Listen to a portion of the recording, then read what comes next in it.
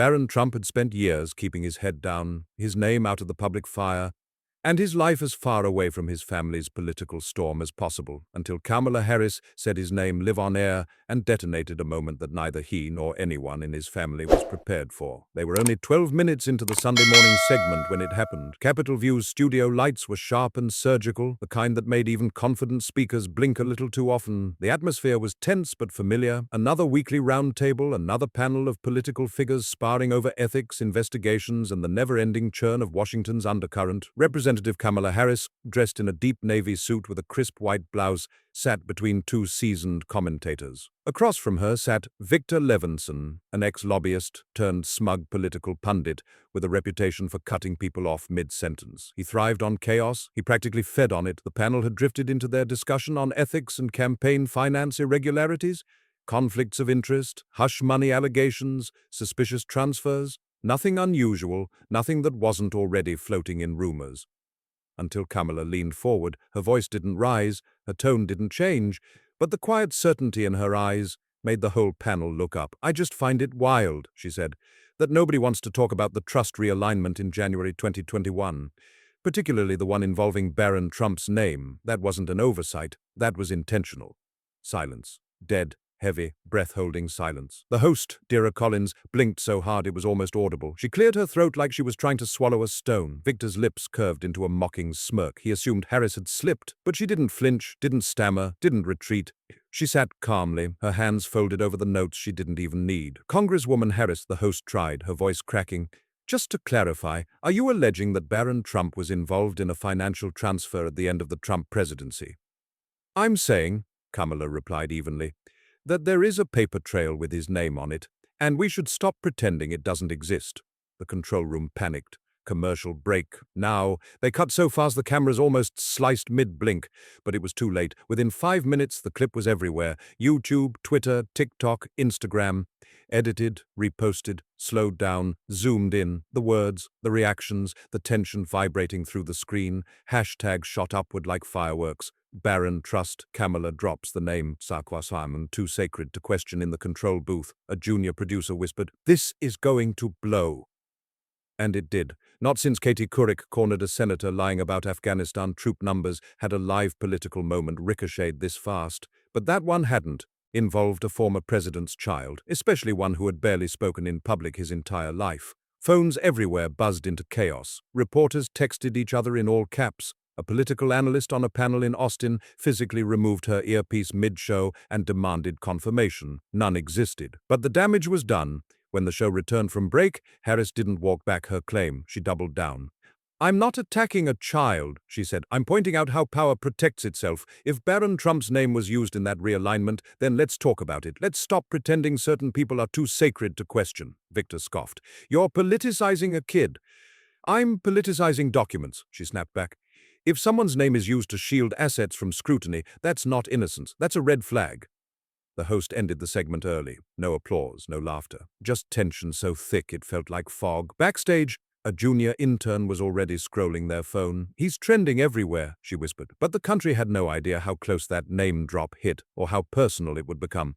A week before the taping, Kamala Harris had received a confidential file. It arrived anonymously through her House Oversight Committee staff inbox. No message, no explanation.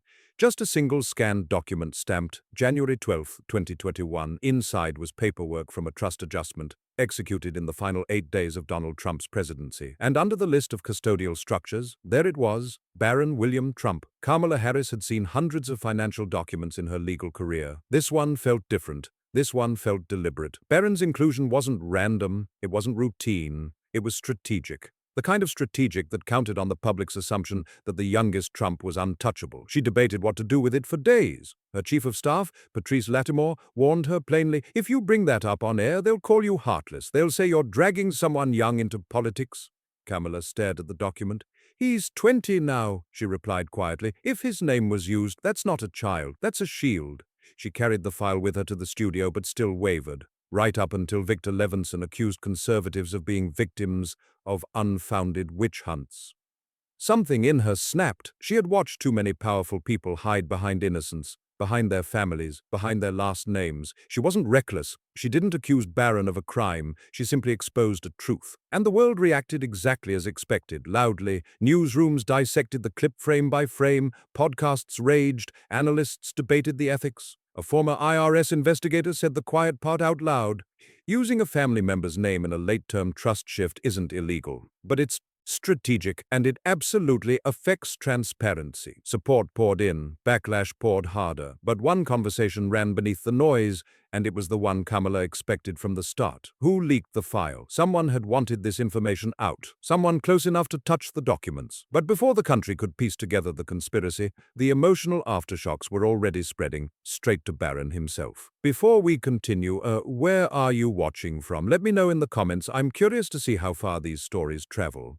Barron Trump didn't see the segment live. He wasn't anywhere near a TV studio, a newsroom, or even the tension of Washington. When the moment hit national screens, he was in Sarasota, tucked into the corner of a quiet cafe, sunlight slipping through palm trees outside. He was sitting across from his childhood friend, Drew Mallory, flipping through a college course catalog. Barron wasn't enrolled yet, never quite ready to commit, but he was circling the idea. Maybe philosophy, maybe computer science, maybe both. Something simple, something normal. He'd been craving normal for years. No Instagram, no interviews, no podcasts, no speeches, just silence. A life away from political chaos, headlines, and the weight of a family name that never really felt like his. But that calm shattered when his phone began vibrating non-stop. First, a text from his cousin in Nevada. "Hey, are you good? Turn on the news." Then a missed call from his mother. Then 2 calls from a blocked number. Then another text. "Bro, what did Kamala Harris just say about you?" Barron frowned, confused. "What the hell is going on?" he muttered. Drew looked up, his expression shifting as he scanned Twitter. Then he slowly turned his screen. "Man, you're gonna want to see this." He pressed play on the now viral clip. Kamala Harris leaning forward at the round table. Kamala Harris speaking calmly. Kamala Harris dropping his full name like it was a pin pulled from a grenade. Barron's breath caught. His fingers tightened around his coffee cup. He replayed the clip, watched it again and again. He felt exposed, not angry, not scared, just exposed. A life he'd kept private suddenly ripped open without his permission. "Why would she say that?" he finally asked. Drew didn't answer. Barron pushed back from the table sharply. "Let's go." They left the cafe, brushing past loud high school kids who had no idea a political earthquake was happening inches from them. Barron pulled his hoodie over his head, not because he was recognized, but because he wanted to disappear. When he got home, Melania was already pacing the living room. She didn't hug him, didn't ask how he was. Her first words were, "I told your father to stop using your name for these things." Barron froze. "So, it's true?" Melania pressed her lips together. I don't... No, probably. He did many things without telling me." A cold silence folded between them. "Did I sign something?" Barron asked. "No." "Then how does my name end up in a trust document?" Melania looked away. "Because that's how they work. They use names like yours, young, clean, quiet." Barron sank into a chair. "That's not clean. That's messed up." She didn't argue, and that scared him more than anything. Hours later, his phone buzzed again. His father. He let the call go dark. He wasn't angry in the fiery way people expected from a Trump. He didn't yell, didn't break anything, didn't rant. Instead, a deeper, quieter kind of fracture opened inside him, the kind of betrayal that forms without a sound. The next morning, paparazzi gathered outside the condo gate. Barron heard one of them yell, "Barron, is Kamala Harris lying? Were you part of the trust?" He didn't answer. He just walked inside, stomach tight, wanting to crawl out of his own skin. But the real storm was brewing at Mar-a-Lago. Inside the ornate sitting room, Donald Trump paced in slow, deliberate steps. Steps he used when he was trying not to explode. The television played muted coverage, the headline bold and bright, "Kamala Harris names Barron Trump in trust allegation, White House ties." Trump turned sharply toward Seth Delaney, his longtime attorney, gray-haired, unshakable, and visibly exhausted. "She wasn't supposed to go there," Trump snapped. "There are rules. You don't touch the family. You don't touch him." Seth didn't respond immediately. The silence itself was a warning. Across the room, Melania sat with her arms folded tightly, legs tucked under her, her expression unreadable, her breath sharp. Ivanka joined via speakerphone, voice cutting through the room like a blade. "Dad, this is spiraling. Media outlets are requesting archived documents. No one's letting this go," Trump huffed. "Let them dig. There's nothing illegal."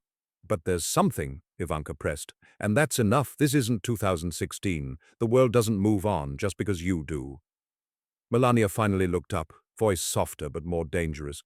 He didn't know, Donald. Barron didn't know about any of this. Trump blinked. What do you mean he didn't know? Of course he didn't. That was the point. He's not a child anymore, Melania said. He sees what's happening, and he's angry. For a moment, not long, but real, regret flickered across Trump's face. It vanished just as fast. Find out who leaked that file, Trump ordered Seth. Someone handed Harris that document. I want a name. Seth nodded. I'll look into it, but you may need to make a public statement. Absolutely not. If I respond, I validate it. She's baiting me. I'm not giving her the satisfaction. Down the hall, Barron sat on his bed, staring at the ceiling. His phone buzzed again, a message from someone he hadn't heard from since boarding school. Didn't expect to see you trending. You all right? He ignored it. A knock on the door. His father stepped inside slowly. Mind if I sit? Trump asked. Barron shrugged. Sure. Trump sat on the desk chair, turning it slightly in a way he used to when Barron was a kid. For the first time, Barron realized his father looked older, tired even. I didn't think it would blow back like this, Trump said quietly. Barron stared at the ceiling. Why use my name? Trump exhaled. You weren't involved. It was paperwork. A name helps make things stick, makes it look clean. You mean I make it look clean? Trump didn't answer. Barron swallowed hard. I didn't want this, he whispered. I've spent my whole life trying to stay out of this mess. Sometimes, Trump said softly, you don't choose what gets attached to your name. I didn't attach anything, Barron replied. You did. This time the silence wasn't heavy, it was cutting, and outside their walls the world was starting to dissect everything. By Monday morning, the story had ignited into something far larger than a single moment on live television. Barron Trump's name raced through news cycles like a spark in dry brush. It wasn't a footnote anymore. It was a headline, a debate topic, a trending tag that refused to loosen its grip. Major networks ran the clip relentlessly. Podcasts broke it down frame by frame. TikTok turned it into a dramatic montage set to ominous violin music. The country was no longer whispering about Barron. It was talking loudly. On CNN, a split screen showed Kamala Harris's live moment next to a silent paparazzi-snapped photo of Barron walking through an airport. MSNBC debated whether the mention was justified. Fox declared it a targeted smear campaign against an innocent young man. But the truth didn't matter. When the internet decides something, it moves without waiting. The clip of Kamala saying Barron's name hit 20 million views in 24 hours. One YouTuber claimed to have leaked Deutsche Bank emails without producing a single document, but more than 200,000 people watched him anyway. Even journalists who had ignored Barron for years were suddenly combing through public records. Anything, a signature, a filing, a vague mention, a connection, privacy, once his silent armor, evaporated in 2 days. While media frenzy spun wildly, Kamala Harris's office was drowning in its own storm. Emails poured in. A flood of praise, outrage, confusion, support, and vitriol. Her staff tried to triage the chaos, but even they were overwhelmed. Kamala herself didn't flinch. She had known the backlash would come. She had accepted it the moment she opened that confidential file. Even so, her press secretary begged her to issue a clarifying statement. Something softer, he urged. People are saying you crossed a line. Kamala shook her head. I didn't accuse him of wrongdoing. I exposed a detail. If it wasn't real, I'd already have lawyers on my doorstep. And she was right. No legal threats had come, not even a whisper. Silence from the Trump legal team meant only one thing. The document wasn't fake. But while Washington argued about ethics and trust structures, a very different kind of investigation was unfolding thousands of miles away. His name was Curtis Roas. Phoenix was his battleground. And he wasn't a traditional journalist, not by degree, not by resume, but he had exposed enough political secrets that people in power had learned his name the hard way. Curtis lived above a liquor store in a cramped apartment filled with open legal pads, empty ramen containers, and the kind of buzzing fluorescent lights that turned everything slightly yellow. 2 computer monitors glowed in front of him as he leaned closer, narrowing his eyes at the documents on the screen. He hadn't intended to investigate the Trumps again. It was exhausting, dangerous work. But when Kamala Harris dropped Barron's name on live TV, something clicked in his memory. Months ago, he had seen a trust registration in Delaware, something insignificant at first. A digital record he dismissed. Now it might be the missing puzzle piece. He pulled up the Delaware Public Access portal and began typing Trump Trust 2021. Nothing. He tried W. Trump. Still nothing. Then he remembered something an accountant once told him during a late-night drink. When people want to hide money, they don't use obvious names. They use initials, shell companies, custodians, layers.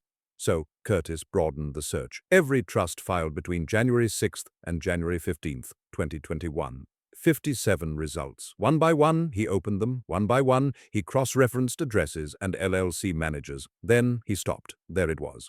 BW Legacy Holdings filed, January 12, 2021. Custodial designation, minor adult beneficiary, mailing address, a Palm Beach P.O. box tied to an accounting firm frequently used by the Trump organization. But the detail that confirmed his suspicion, at the bottom of the document, faint but unmistakable, the signature of Emma Yonovich, Trump's longtime family tax lawyer. Curtis sat back in his chair, rubbing his face with both hands. He didn't jump to conclusions. That wasn't his style. Instead, he cross-checked everything. LLCs in Wyoming and South Dakota, shell corporations branching like veins from the same core. It all pointed back to a single financial web. Then he saw it again. Not the full name, but initials. BWT Deferred Beneficiary Designation. Barron William Trump. Curtis knew exactly what that meant. Not that Barron was managing assets, but that someone intended for him to eventually benefit. This wasn't random. This wasn't accidental. It validated everything Kamala Harris said on live TV. Now the question was, what to do with it? If he posted everything, trolls would swarm, accuse him of fabricated claims, and bury the truth in noise. But if he said nothing, the truth would vanish beneath political theater. He paced the room, heart rattling like loose coins in a tin. Finally, he made a decision. He posted one document, just one, a single screenshot with a caption, "Why was this trust listing BWT as a beneficiary created 3 days before the end of the Trump presidency? And why has no one asked?" The internet erupted. People began to connect the dots. BWT, Palm Beach, January 12th, Yonovich's signature. Within 20 minutes, a reporter from Jacksonville messaged him. "Are you sure that's who you think it is?" Curtis typed back, "Yes, but I'm not the one who needs to explain it." Barron saw the tweet before going to bed. Read it once, then again, then again. No denial from his family, no clarification from lawyers, no explanation from anyone, just silence. And silence was starting to feel like guilt. For once, the world wasn't asking him for answers. It was asking about him. Pressure closed around him like tightening walls. He knew he couldn't stay silent forever. And after midnight, in a private group chat, Barron finally typed the words he'd been swallowing for days. "I think I want to say something." Barron Trump hadn't posted publicly in years. Not a tweet, not a story, not even a birthday photo. The last time he had any kind of online presence was a forgotten SoundCloud account in high school. Instrumentals, no lyrics, no face, nothing identifiable. He liked the anonymity. He liked disappearing into normalcy. Staying away from politics wasn't rebellion for him. It was survival. But now the silence felt suffocating. His name was everywhere. Sliced into think pieces, looped into TikToks, dragged through podcasts, exaggerated by commentators who had never heard his voice. The trust, the initials, the filing, the suspicion, even his middle name was being debated on live streams. He wasn't built for this. He wasn't a strategist like his father. He wasn't media-trained like Ivanka. He wasn't a fighter like Donald Jr. He was just a young man who had tried his whole life to avoid the very thing swallowing him now. Late that night, in a private group chat with a few trusted friends, he typed, "I think I want to say something." One friend responded immediately, "Like, publicly?" Another added, "Bro, careful. That's only going to make it worse." But it didn't feel worse than the silence. It felt like he was drowning under the weight of everyone else's versions of him. He opened his notes app, typed a sentence, deleted it, typed another, deleted that too. Everything sounded defensive or stiff or like someone else's words. He didn't want a statement crafted by lawyers or polished by publicists. He just wanted to reclaim something, anything, of his own voice. After almost an hour of typing and erasing, he stopped. Maybe he didn't need a statement. Maybe he needed a person. Someone he trusted. Someone who didn't see him as a political football. Someone who didn't weaponize his last name. He thought of only one person. Leah Quinton. She had sat next to him for 2 semesters at Columbia Prep. She never cared about who he was. Not the security guards, not the rumors, not the whispers. She joked with him, shared notes with him, treated him like a student, not a spectacle. Now she ran a small but growing independent YouTube channel. Mostly social commentary, mental health discussions, quiet storytelling. Nothing sensational, so he messaged her. "Not sure you'll want to touch this, but I'd rather talk to someone real than get chewed up by CNN." She replied almost instantly. "You sure?" "Yeah." By the next afternoon, Leah was on a flight to Sarasota. They didn't set up cameras, they didn't bring lights, no makeup, no stage, just a handheld audio recorder, 2 chairs, a dim room, and blinds half closed against the Florida sun. Barron didn't want the world to see his face, but he wanted them to hear his voice. The recording lasted just under 15 minutes. He didn't deny the trust existed. He didn't blame anyone. He didn't lash out. He simply told the truth as he knew it. "I never signed anything," he said quietly. "I didn't even know about it until last week. If someone wants to hand me something when I'm 30, whatever. But don't use my name like I agreed to it. I didn't." When Leah asked how it felt watching the world argue about him, his voice cracked. Not dramatically, not loudly, just enough that you could hear the human underneath. "It's weird seeing people treat me as a villain or a victim. I'm not either. I'm just trying to be normal." Leah didn't push. She didn't sensationalize his words. She just let him speak. Barron ended with something quieter, something almost embarrassed. "I wish people would stop assuming silence means acceptance. Sometimes we're just tired of being spoken for." Leah posted a 1-minute audio snippet that evening, just his voice, nothing else. And the internet did what it always does. It exploded. Some called it a PR stunt. Others praised him for being more honest than anyone else in his family had ever been. But something unexpected happened. The conversation shifted, not because he revealed a secret, but because he sounded human. That raw, unpolished vulnerability hit people harder than any headline. Meanwhile, in Washington, Kamala Harris stood by her office window watching the evening sky bruise purple over Capitol Hill. She hadn't spoken publicly since her viral moment. She didn't regret it, but the public reaction had become complicated. Her phone buzzed non-stop behind her, notifications, messages, press inquiries, but she ignored them for now. Her chief of staff, Patrice Lattimore, stood nearby, clutching a tablet filled with talking points. "You don't need to apologize," Patrice said carefully, "but you do need to say something. If you stay silent, they'll shape the story without you." Kamala didn't respond immediately. She wasn't guilty. She wasn't even unsure. She was tired. "They're shifting the narrative," she finally said. "It's not about the document anymore. It's about tone. Tone is how people decide whether to listen," Patrice said. "Truth just keeps them debating." Kamala sighed. "Did I go too far?" Patrice didn't sugarcoat. "I think you went further than people were ready for." Kamala didn't debate it. She simply nodded. That night in her kitchen, she recorded a short video. No podium, no American flags, no theatrics. Just her, in a sweatshirt, speaking plainly. "To those who felt I crossed a line, I hear you," she began. "I understand the reaction. But I believe we should be able to discuss systems of power without pretending certain names are immune." She paused, voice softening but steady. "If a name was used, it deserves scrutiny. Even if the person didn't ask to be involved. That's not an attack, it's accountability." The video went viral. Some praised her strength. Others said she missed a chance for grace. But Kamala didn't retract a single word. She wasn't interested in retreating, not when someone was still leaking information, because earlier that day her office had received a small, unmarked manila envelope. Inside, 3 printed pages, dates, trust transactions, and one chilling notation, custodial override, adult minor clause. Patrice's eyes widened. "You think this is bait?" Kamala shook her head. "No, this is a door, and someone wants me to walk through it." But before she could decide how, another unexpected shift was happening hundreds of miles away in Sarasota. Barron Trump, sitting by a pool under moonlight, was about to face the moment that would either heal or deepen the wounds between him and his family. The moon sat high over Sarasota, its reflection flickering across the pool like broken shards of silver. Barron Trump sat at the edge of the water, knees pulled to his chest, earbuds in but with no music playing. He just needed the illusion of quiet, even if his mind felt anything but. Melania sat a few feet away, wrapped in a delicate shawl, her mug of tea resting untouched in her hands. The silence between them wasn't tense. It was protective in a strange way. Neither wanted to break it until they had to. Finally, Melania spoke. "I watched the interview," she said softly. Barron glanced at her from the corner of his eye. "Yeah? You sounded like yourself." He exhaled, tension leaving his shoulders just a little. "I wasn't trying to sound like anyone else." Melania hesitated, something unreadable flickering across her face. "Do you want to know what your father said about it?"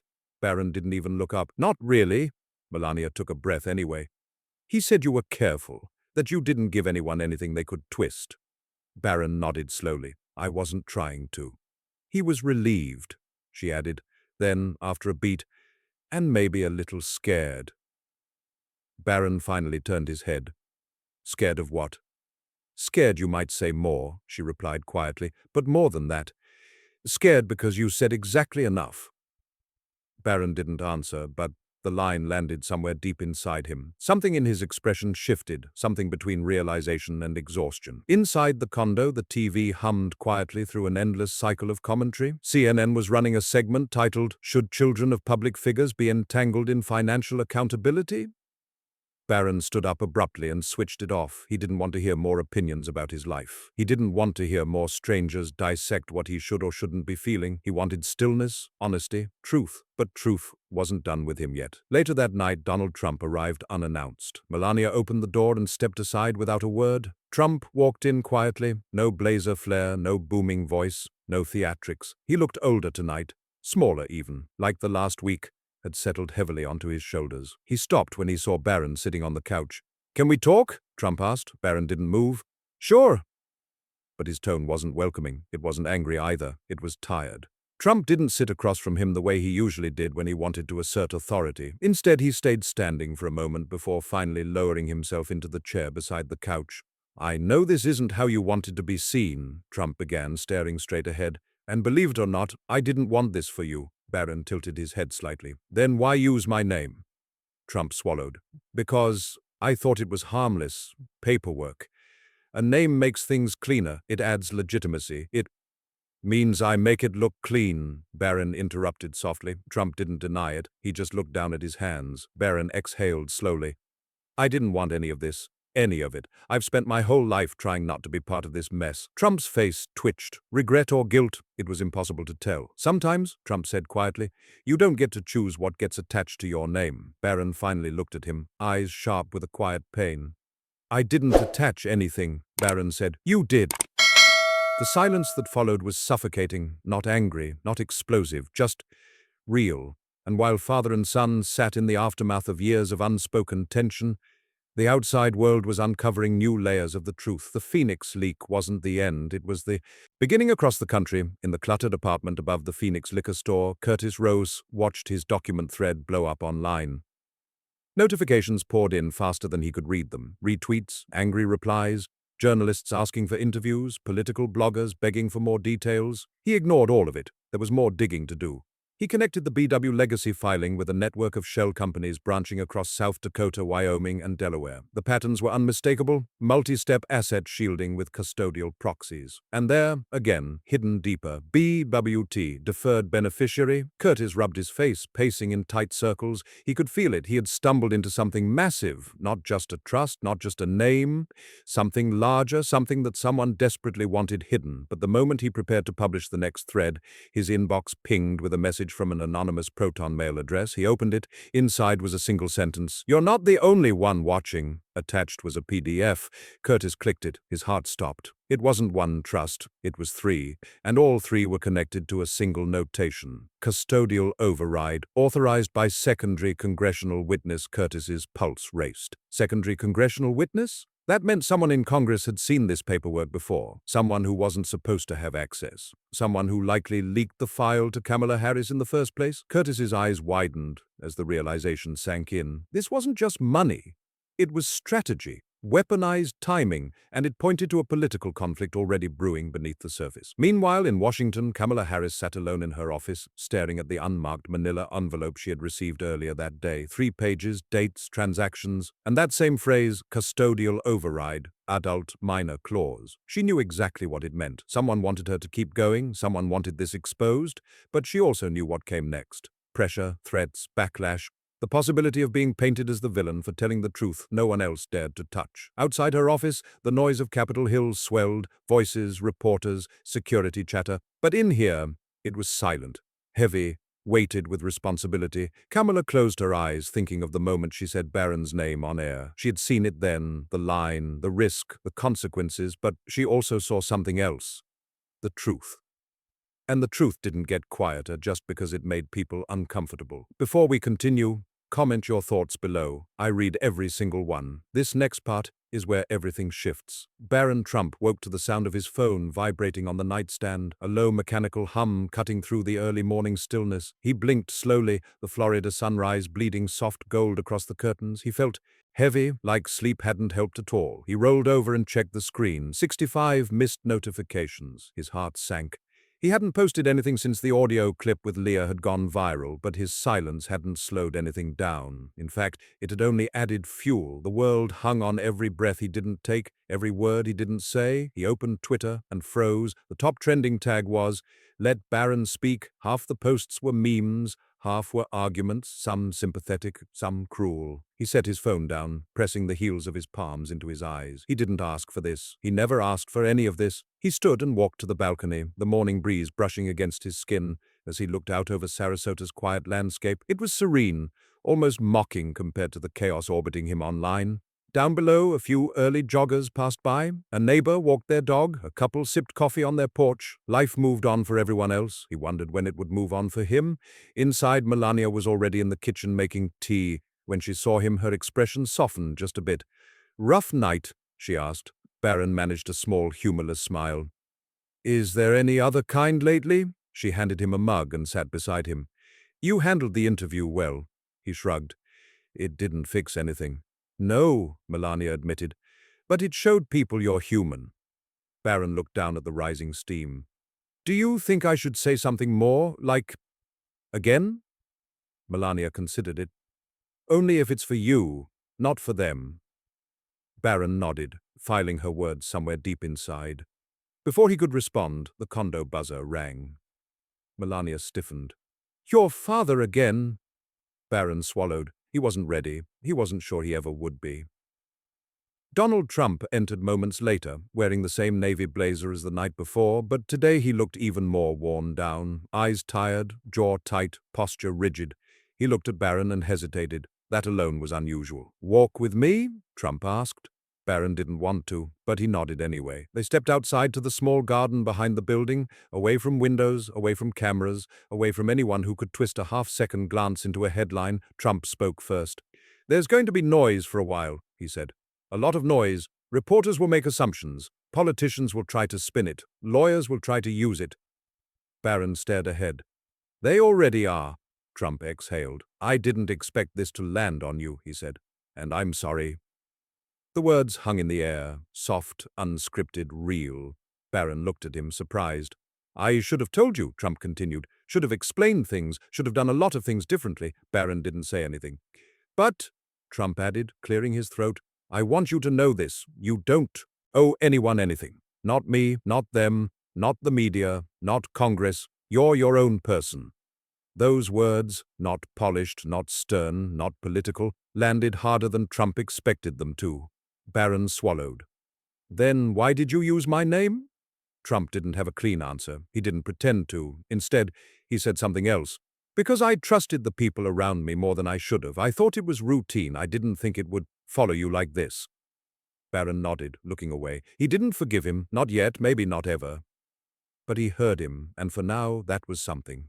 Washington was simmering back in D.C. Kamala Harris stood in a secure briefing room, the unmarked manila envelope lying open on the table before her. Patrice hovered nearby, brows knitted in concern. The pages were undeniable. Trust transactions, custodial overrides, dates that aligned too perfectly with the end of Trump's presidency. "Someone wants me to pursue this," Kamala murmured. "Or someone wants to set you up," Patrice countered. Kamala didn't disagree. "Either way, it's a trail." She traced a finger along one line of text. "Custodial override, adult minor clause, authorized secondary witness, a congressional witness, someone inside the system, someone who had known the structure and wanted a spotlight." Kamala's jaw tightened. "This isn't over," she said, but her voice wasn't triumphant. It was resolute, heavy with the weight of responsibility. She looked toward the window overlooking Capitol Hill. "This is bigger than Barron," she whispered. "Bigger than a name. This is about accountability." Patrice nodded slowly. "But if you go deeper, you know what it means." Kamala exhaled. "It means telling the truth anyway." A shift no one expected the next morning. Leah Quinton's YouTube channel hit 1 million subscribers. The audio snippet of Barron became one of the most shared clips of the year, people reacting, analyzing, empathizing. For once, the internet wasn't laughing at him, they were listening. And that felt unfamiliar. Barron walked to the balcony again, sipping tea, watching cars drift along the quiet street. Something inside him had shifted. He didn't want fame, he didn't want attention, he didn't want politics, but he wanted his story back. He wanted his voice, his truth. He wasn't sure if he'd speak again publicly. Maybe he would. Maybe he wouldn't. But for the first time, he realized something important. The silence he had lived in wasn't protection. It had become a cage. And stepping out of it, even for a few minutes, felt like breathing for the first time in years. Before we wrap up, if this part shocked you, type truth in the comments. Your reaction means more than you know. Thank you for watching this story unfold. If Barron's journey made you pause, reflect, or feel something unexpected, take a moment to share your thoughts below. I genuinely read every single comment. Your engagement helps us bring more powerful, emotional stories like this to life. Don't forget to like, share, and subscribe so you never miss the next chapter. Your voice matters here, and it helps keep these stories alive.